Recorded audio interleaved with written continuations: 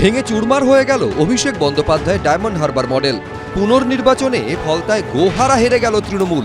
অভিষেক বন্দ্যোপাধ্যায়ের first boy Jahangir খানের ঠাঁই হল চতুর্থ স্থানে। জামানত বাজেয়াপ্ত হল তৃণমূলের। আর তারপরই সমাজ মাধ্যমে পোস্ট করে মুখ্যমন্ত্রী শুভেন্দু অধিকারী লিখলেন, কুখ্যাত ডায়মন্ড হারবার মডেল পরিণত হল তৃণমূলের হারবার মডেলে, অর্থাৎ হেরে যাওয়ার মডেলে। আজকে ফলতার রিপোর্ট ছিল, জানেন তো কত ভোটে জিতেছে বিজেপি জানেন? 1,08,000 ভোট।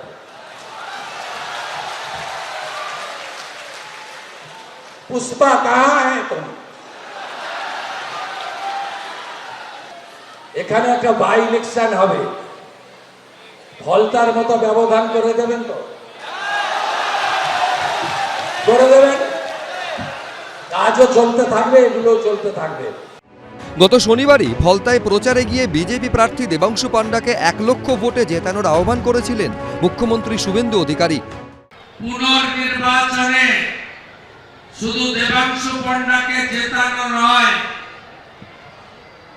1 লক্ষের বেশি ভোটে জিতিয়ে আমাদের কাছে পাঠাবেন। আর এদিন ভোটের ফল বেরোতে দেখা গেল বিজেপি প্রার্থী দেবাংশু পাণ্ডা জিতেছেন 1,09,021 ভোটে। এই প্রেক্ষাপটে মুখ্যমন্ত্রী লিখেছেন, ফলতার ভোটারদের কাছে বিশেষভাবে কৃতজ্ঞ। বিজেপির প্রার্থীকে 1 লক্ষ ভোটে জেতানোর আবেদন করেছিলাম। জয়ের ব্যবধান 1,08,000 পেরিয়েছে। উন্নয়নের মাধ্যমে আপনাদের এই ঋণ শোধ করব। সোনার ফলতা গড়ার জন্য আমরা দায়বদ্ধ। ফলতা বিধানসভা কেন্দ্র তৃণমূলের সর্বভারতীয় সাধারণ সম্পাদক অভিষেক বন্দ্যোপাধ্যায় নির্বাচনী কেন্দ্র ডায়মন্ড হারবারের অন্তর্গত। অভিষেক বন্দ্যোপাধ্যায় সেখানকার সাংসদ হওয়ার পর থেকেই রাজ্য রাজনীতিতে নতুন শব্দবন্ধ উঠে আসে, ডায়মন্ড হারবার মডেল।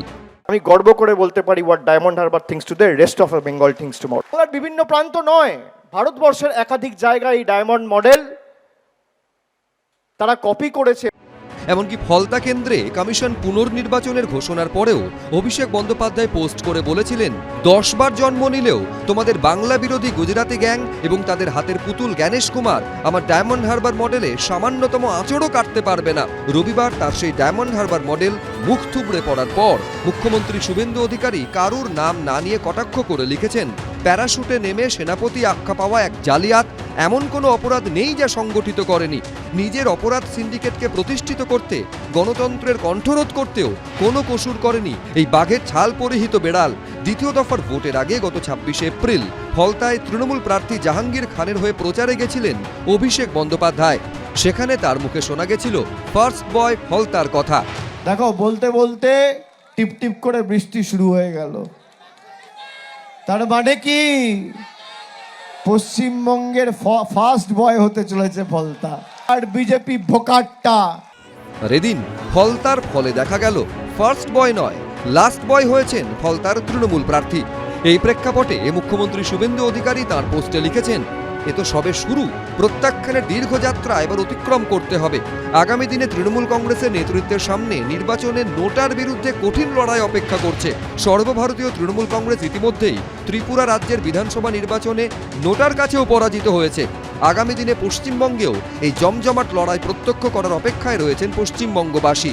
হিন্দোল দে, সত্যজিৎ বৈদ্য, এবিপি আনন্দ। এবিপি আনন্দ, এগিয়ে থাকে, এগিয়ে রাখে।